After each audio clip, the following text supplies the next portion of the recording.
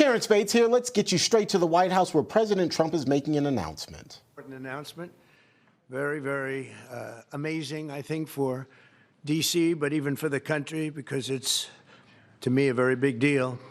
I'd like to thank NFL Commissioner Roger Goodell, Washington Commanders owner Josh Harris, and Washington, D.C. Mayor Muriel Bowser, Secretary Scott Turner, Secretary Doug Burgum, and I see Howard Lutnick is here too, Commerce, and some others that if I could see past the press, I'd name you, but I can't. I'm pleased to reveal that the 2027 NFL Draft, that's a big thing, will be held right here in our nation's capital, Washington, D.C., on the National Mall, and you get a little glimpse of it.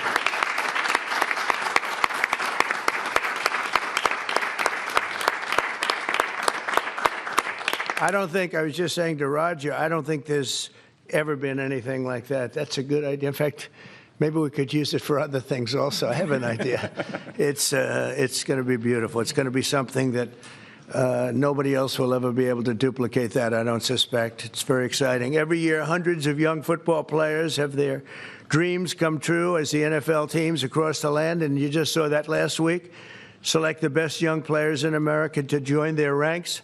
Hundreds of thousands of football fans will travel all across our country to cheer them on in person. We expect, would you say, more than 100,000 people, I think. What is the capacity would you think it can hold? Because the mall can actually hold up to 1 million people if you go all the way back. What do you think? Over 3 days, we'll be over 1 million. Oh, yeah, you're going to have boosting local businesses and bringing jobs and tourism to the heart of our capital. The draft is a celebration of one of our country's most cherished cultural institutions and the annual highlights for football fans everywhere. Everyone in the world is going to be watching. We look forward to welcoming people from across the nation, from all over the world. Last month, the Washington Commanders and the D.C. government also announced a major deal to build a brand new 65,000-seat football arena at the site of the RFK Stadium in eastern Capitol Hill, and I don't think there's a better site anywhere in the world than that site. Incredibly exciting. You know, he's a friend of mine. He's a very successful guy. There's a reason for it. It's amazing. It sat there for years, and people were talking about stadiums in 25 different sites. I said, they're not talking about the best site. That's the best site there is. Bringing professional football back into the district from Maryland. And not only are these announcements great for the NFL, but they also advance the mission of making Washington, D.C. safe and clean and beautiful. And we're working very closely with the mayor, as you know, and we've made a lot of improvements in the last few months, and it's getting to look really strong. Crime is way down, and there's a good relationship we have going with Muriel. So I want to thank you very much. And would you like to say a few words? Thank you, Mr. President. The mayor, please. Thank you. Thank you. Well, I'm sorry. Well, greetings. I'm Muriel Bowser. I'm the mayor of the best city in the world and also the sports capital. And we are delighted to be here with the Washington Commanders, the NFL, and the president to talk about this very exciting announcement for Washington, D.C.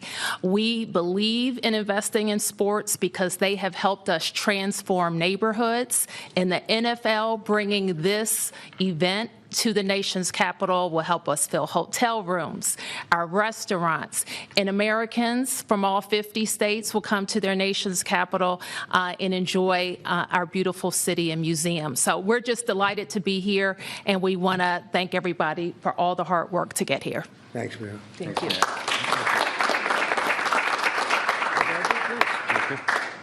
Well, Mr. President, thank you. We're honored to be here in the Oval Office, and to have you announce the 2027 NFL Draft is a special treat. So thank you for your support. Also, thank you for your support in the Commanders' new stadium. We agree it's going to be a great site. We think it's going to be great for our fans here, and it's great to come back home. And so we're very excited about that. Josh is leading the way on our behalf, and the mayor, so we thank both of them for that. We also want to thank you because in the first term, you helped us get a Canadian trade deal, which we want to make sure we note again and make sure you know. Canada does not like me too much. They gave a great American company a lot of money that you deserved, frankly. So Thank you. The draft has really become one of the great entertainment and sports events. Just a week ago in Green Bay, we had over 600,000 people attend. The year before in Detroit, we had close to 800,000. As the president remarked, we believe it will be well over 1 million when we come here to D.C. in 2027. So we not only believe it's a great site, we believe it's consistent with what the president said, which is investing in our communities, investing specifically here in the nation's capital, one that I grew up here in Washington, D.C., and is particularly important.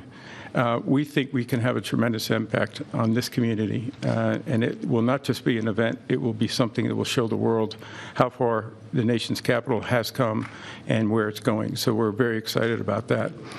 And we thank everybody here. We thank you for your support. We know it's going to be a great event. Mr. President, we thank you again. thank you very much. You're welcome. Good luck with it. Yes, thank you.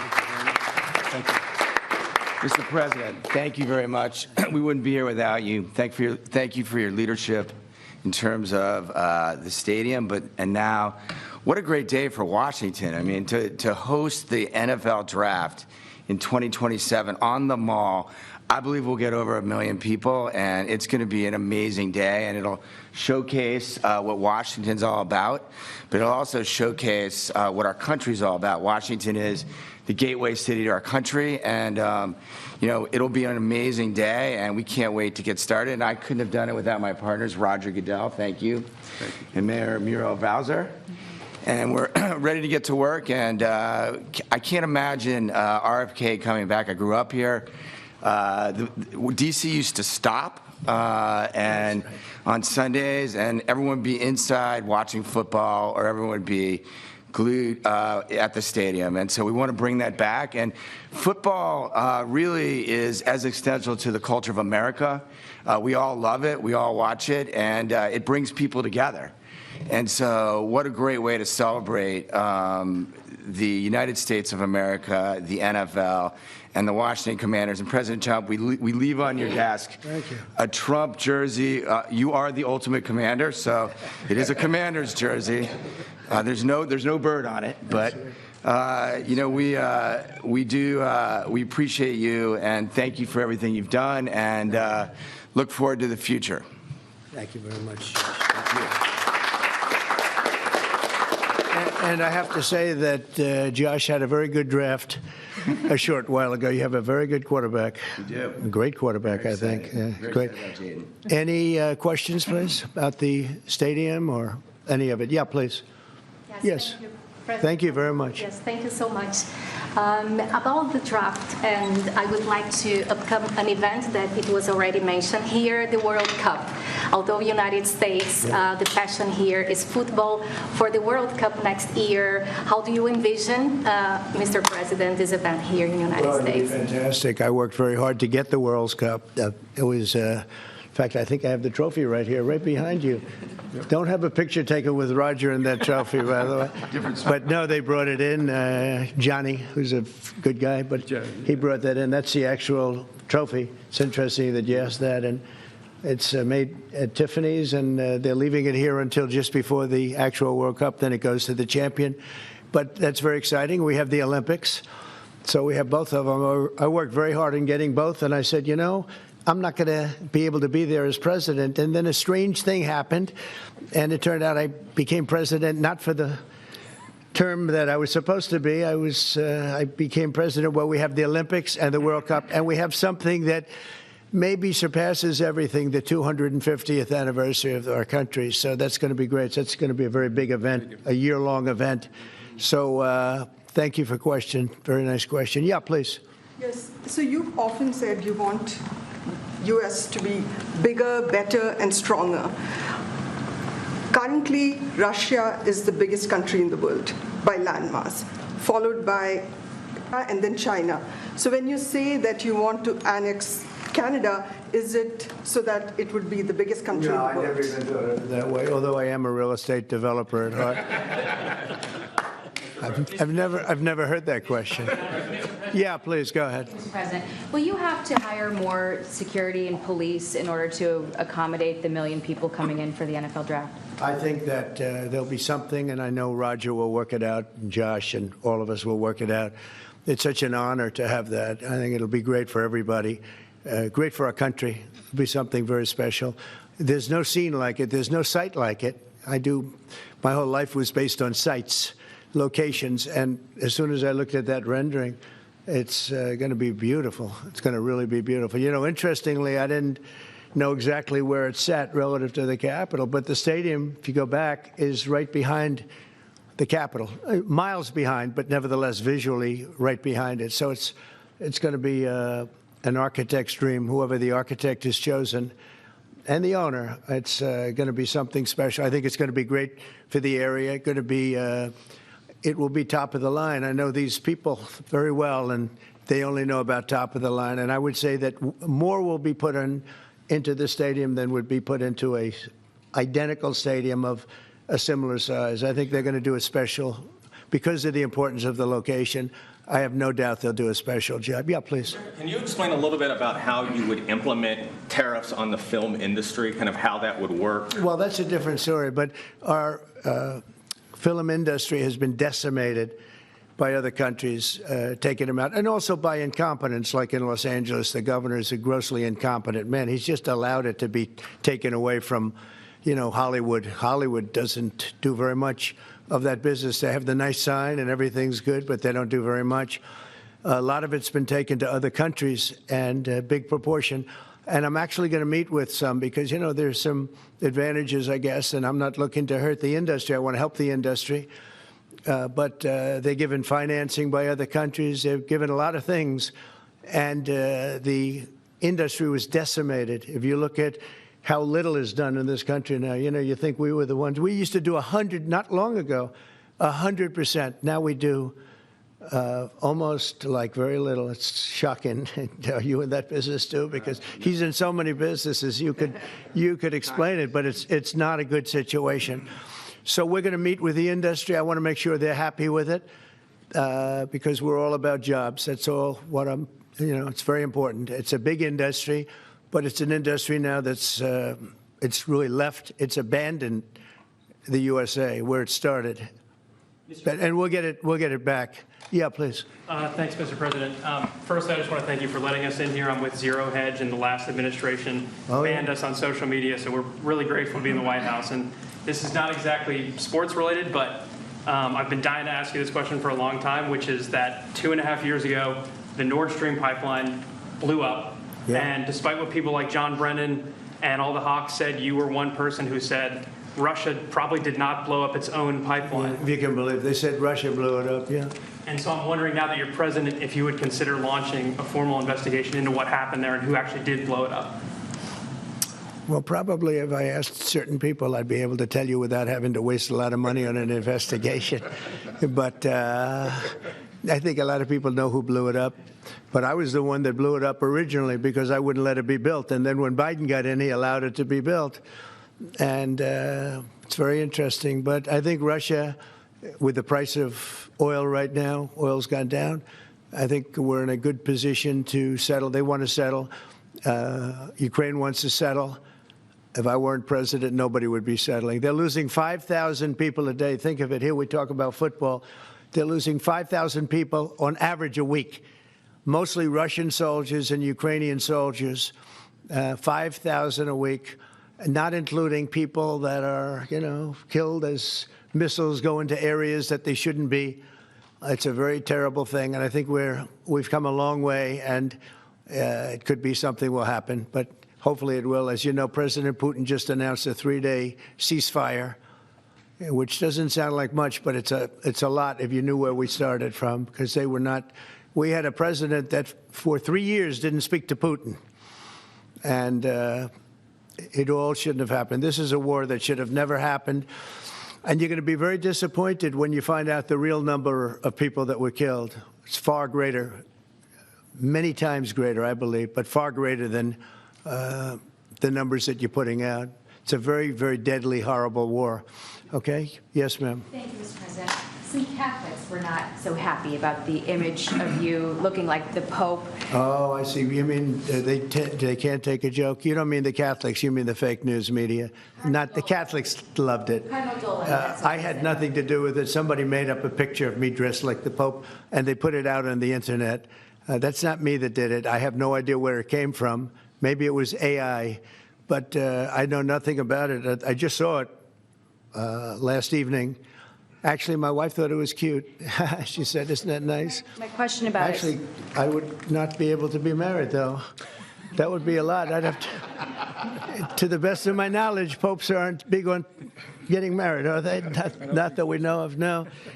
I think it's the fake news media that, they're fakers. My question, though, sir, was about the fact that it was put out on the White House account. Even though it was AI generated, it was a joke, it was a meme. Does it at all diminish the substance of the official White House account to have it go out on that particular channel? Give me a break.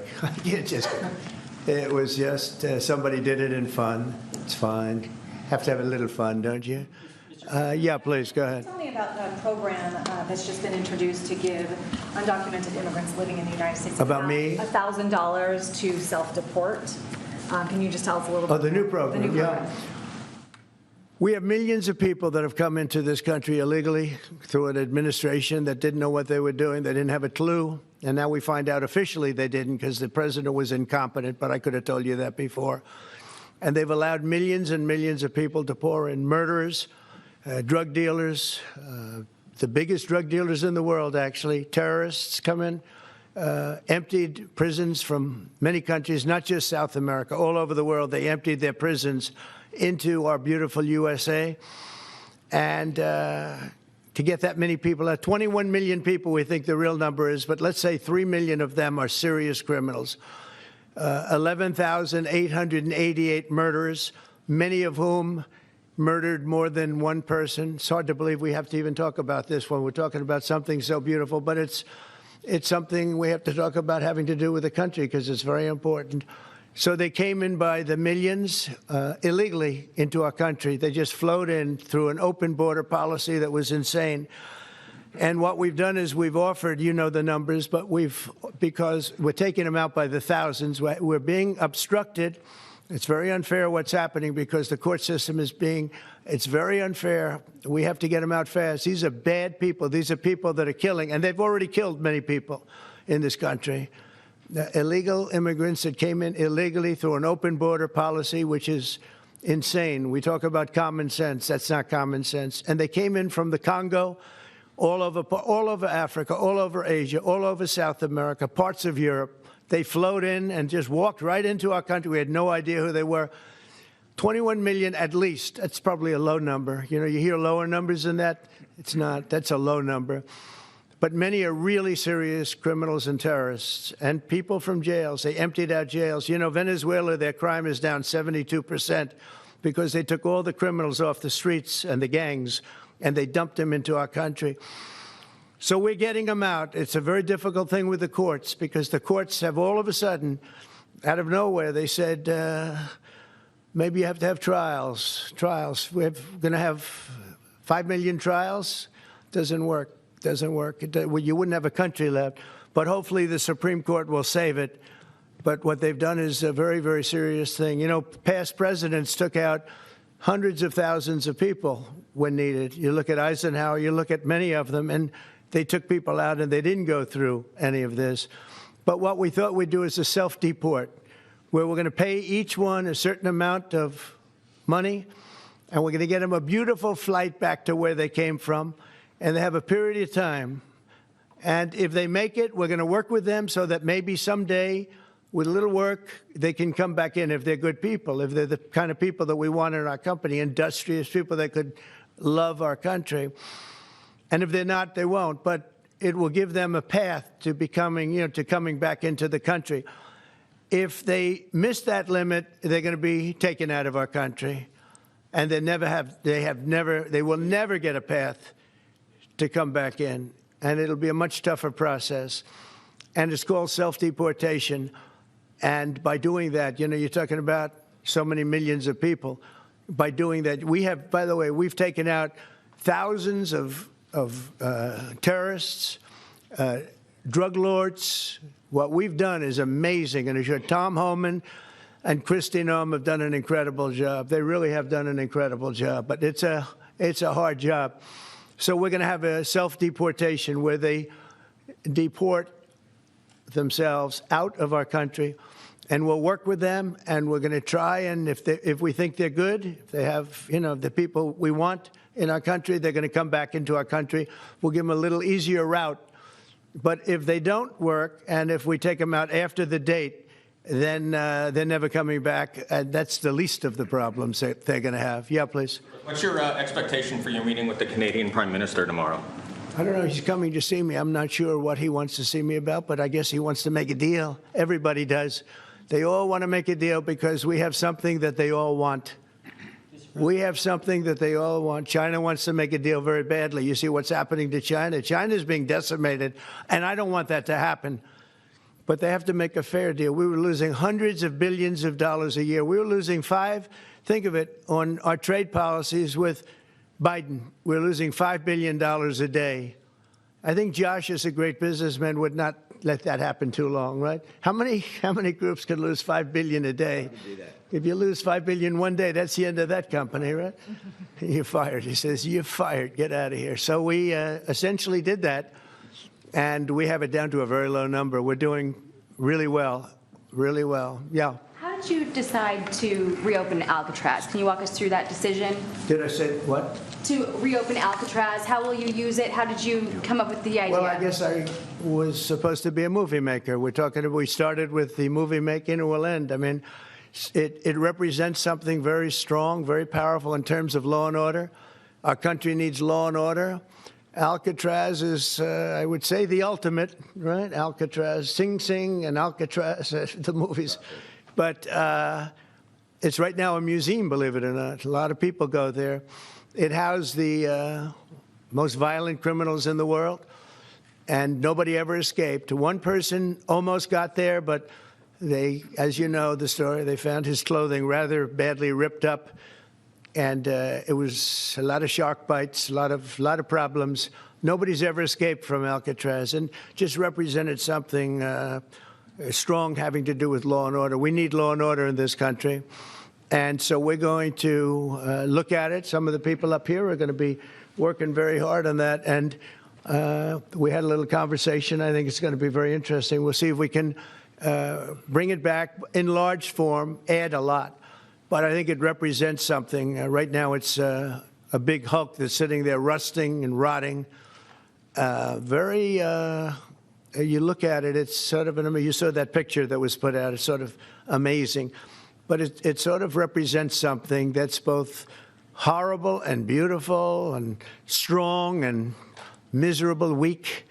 It's got a lot of qualities that are interesting, and I think they make a point.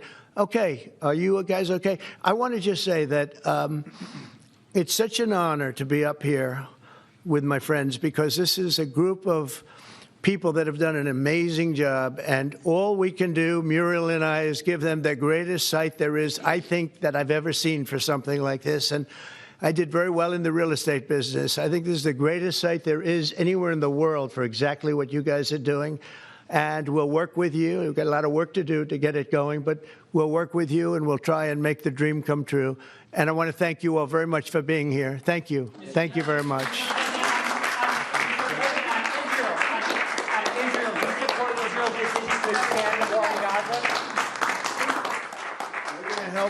We're going to help the people of Gaza get some food. People are starving, and we're going to help them get some food. A lot of people are making it very, very bad. If you look, Hamas is making it impossible because they're taking everything that's brought in. But we're going to help the people of Gaza because they're being treated very badly by Hamas. Thank you very much. Thank you.